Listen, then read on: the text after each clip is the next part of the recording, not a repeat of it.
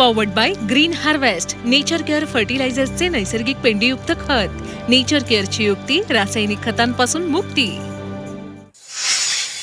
नाशिक जिल्ह्यात खरीप पेरण्या रखडल्यानं पेरण्या आतापर्यंत 0% झाल्यात। पावसानं पाठ फिरवल्यानं शेतकरी पेरणीबाबत सावध झालेत। घाईघाईनं पेरणी न करण्याचं कृषी विभागानं शेतकऱ्यांना आवाहन केलंय।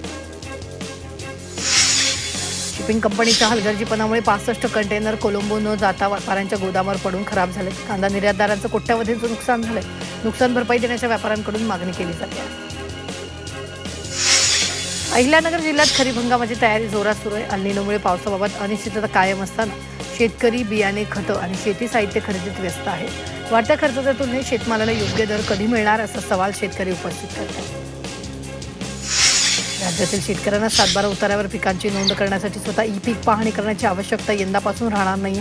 गेल्या काही वर्षात ई पीक पाहणी प्रक्रियेत आलेल्या तांत्रिक अडचणी लक्षात घेऊन भूमी अभिलेख विभागात पीक पाहणीची जबाबदारी नियुक्त सहाय्यकामार्फत पार पाडण्याचा निर्णय घेतला।